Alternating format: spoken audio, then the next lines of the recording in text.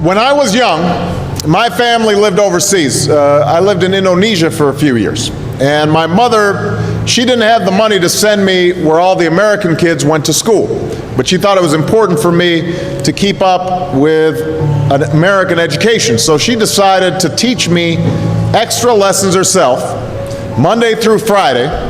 But because she had to go to work, the only time she could do it was at 4:30 in the morning. But whenever I'd complain, my mother would just give me one of those looks and she'd say, "This is no picnic for me either, Buster." So I know that some of you are still adjusting to being back at school, but I'm here today because I have something important to discuss with you. My father left my family when I was 2 years old, and I was raised by a single mom who had to work and who struggled at times to pay the bills and wasn't always able to give us the things that other kids had. There were times when I missed having a father in my life. There were times when I was lonely and I felt like I didn't fit in. So I wasn't always as focused as I should have been on school. And I did some things that I'm not proud of. And I got in more trouble than I should have. And my life could have easily taken a turn for the worse. But I was lucky. I got a lot of second chances. And I had the opportunity to go to college and law school and follow my dreams. My wife, our First Lady, Michelle Obama, she has a similar story. Neither of her parents had gone to college, and they didn't have a lot of money. But they worked hard, and she worked hard so that she could go to the best schools in this country. Some of you might not have those advantages. Maybe you don't have adults in your life who give you the support that you need. Maybe someone in your family has lost their job, and there's not enough money to go around. Maybe you live in a neighborhood where you don't feel safe, or have friends who are pressuring you to do things you know aren't right. Maybe you could be a great writer, maybe even good enough to write a book or articles in a newspaper, but you might not know it until you write that English class paper that's assigned to you. Maybe you could be an innovator or an inventor, maybe even good enough to come up with the next iPhone or the new medicine or vaccine, but you might not know it until you do your project for your science class.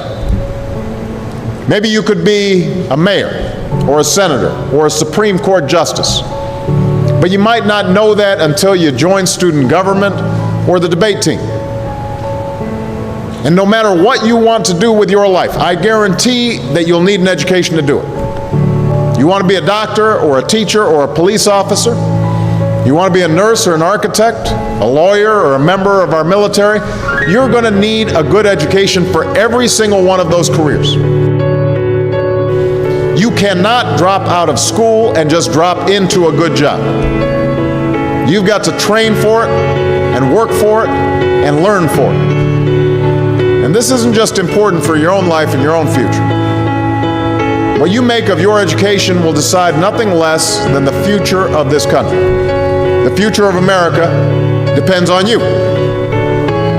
What you're learning in school today will determine whether we as a nation can meet our greatest challenges in the future. You'll need the knowledge and problem-solving skills you learn in science and math to cure diseases like cancer and AIDS, and to develop new energy technologies and protect our environment. You'll need the insights and critical thinking skills you gain in history and social studies to fight poverty and homelessness, crime and discrimination, and make our nation more fair and more free. You'll need the creativity and ingenuity you develop in all your classes to build new companies that will create new jobs and boost our economy. We need every single one of you to develop your talents and your skills and your intellect so you can help us old folks solve our most difficult problems. If you don't do that, if you quit on school, you're not just quitting on yourself, you're quitting on your country. Now, I know it's not always easy to do well in school.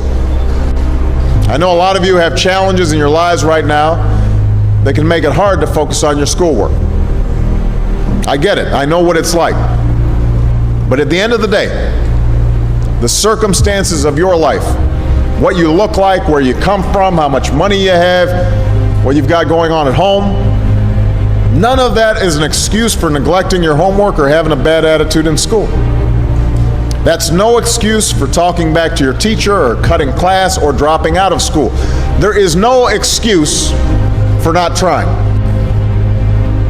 Where you are right now doesn't have to determine where you'll end up. No one's written your destiny for you, because here in America, you write your own destiny. You make your own future. That's what young people like you are doing every day all across America. And that's why today I'm calling on each of you to set your own goals for your education and do everything you can to meet them. Your goal can be something as simple as doing all your homework, paying attention in class, or spending some time each day reading a book. Maybe you'll decide to get involved in an extracurricular activity or volunteer in your community. Maybe you'll decide to stand up for kids who are being teased or bullied because of who they are or how they look. Because you believe, like I do, that all young people deserve a safe environment to study and learn. Maybe you'll decide to take better care of yourself so you can be more ready to learn. But whatever you resolve to do,